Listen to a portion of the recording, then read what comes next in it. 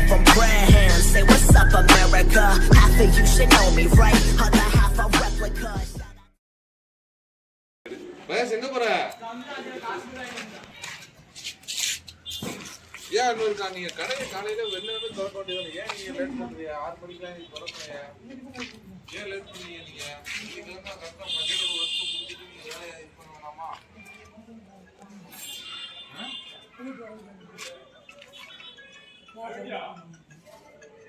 Hi friends, Vellore மாவட்டத்தில் உள்ள உங்கள் நண்பன் ஹக்கீம் பேசுகிறேன். இன்றைக்கி வந்து ஏர்வாடி ஹாஜி அண்ணன் அவங்க வந்து ஒரு பெரிய லெஜெண்ட்டு.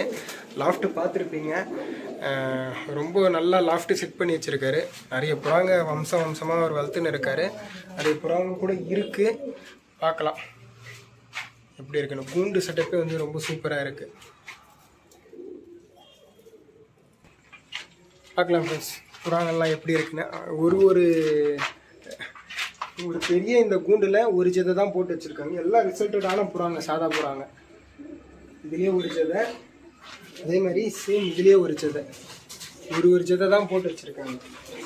இது பாருங்க, எல்லாம் வந்து சாதா புறாங்க. இங்கேருந்து வந்து ஒரு 3 புறாங்க கிட்ட நான் வாங்கிட்டு வந்திருக்கேன். பார்க்கலாம் நம்ம ஊர் கண்டிஷனுக்கு எந்த மாதிரி பறக்குதுன்னு தெரில. எல்லாம் வந்து முட்டை குஞ்சு பண்ணின்னு இருக்குங்க.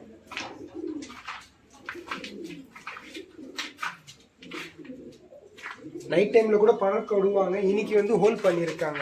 நிஜமா நாளைக்கு மார்னிங் இருங்க இந்த மாதிரி பறக்க விட்டுறது பார்த்துட்டு போகலாம்.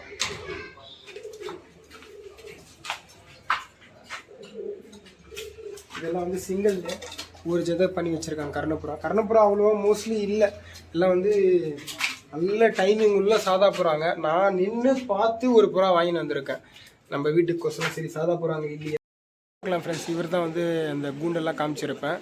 இவர் தான் புறா வளர்க்குறதுன்னு இருக்கார். இவங்க டீமாக ஒரு வளர்த்துன்னு இருக்காங்க. ப்ரோ புறாங்க எப்படி ப்ரோ இந்த நம்ம ஊர் கண்டிஷன் எப்படி ப்ரோ?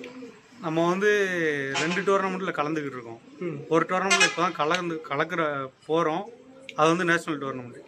காலகாலமாக நம்ம ஊரில் கிளப்பில் வந்து விடுறது வந்து சிங்கிளில் புறா பறக்க விடணும். அதாவது காலையில் 8 to 12 போட் டைமு. 12 மணிலேருந்து எவ்வளோ மணி நேரம் பறக்குதோ அது நம்மளுக்கு போனஸு. நம்ம வந்து ஃபஸ்ட்டு ஸ்டார்டிங்கில் வந்து ஒரு புறா இப்போ பந்தயத்தில் பறந்து நிற்கிது, கப் அடித்த புறா. அது வந்து ஃபஸ்ட்டு 10.5 மணி நேரம், அதாவது முதல் நாள் 8 to சாயந்தரம் 6:30 மணி முடிய பறந்த புறா. ஒரே ஒரு புறா சிங்கிளில் தான் பறக்கணும். புறாவை அரை மணி நேரத்துக்கு ஒரு தடவை காமிக்கணும் ரெஃப்ரிட்டு. அந்த புறா வந்து நம்மள்ட்ட சப்ஜாவில் பறந்துச்சு. அதை வந்து கப் அடித்து வச்சுருக்கோம்.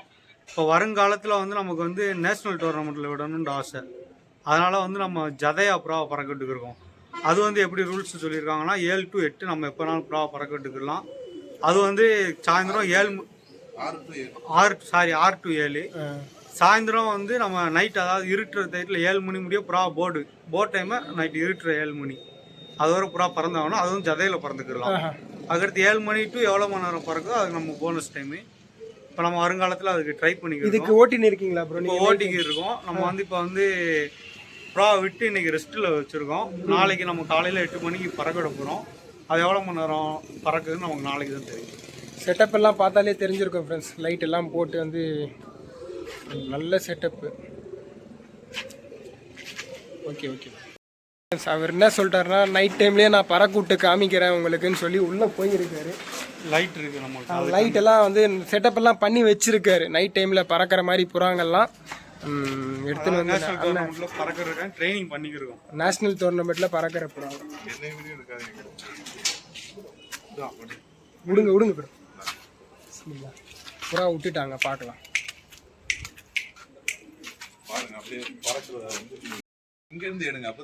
இருங்க வந்துட்டேன் ப்ரோ. பார்க்கலாம் ஃப்ரெண்ட்ஸ். இதுக்குன்னு ஒரு ஃபோக்கஸ் லைட் மாதிரி வந்து செட் பண்ணியிருக்காங்க. புறா பறந்துன்னு இருக்குது. என் கண்ணுக்கு தெரியல, ஆனால் புறா கிட்ட தான் வருது. கரெக்டாக லைட் பார்க்கலாம். புறா பறந்துன்னு இருக்குல்ல, ஒரு வெள்ளை டாட்டா இருக்குது பாருங்கள். ஃபோனில் கூட கிளாரிட்டியாக தெரியல. சரி, நான் பார்க்கணுன்னு சொல்லி அவர் பறக்கூட்டார். இப்போ பாருங்கள், க்ளீனாக தெரியுது பாருங்கள். இதுக்குன்னு வந்து நல்ல ஒரு செட்டப் எல்லாம் பண்ணி வச்சுருக்காங்க.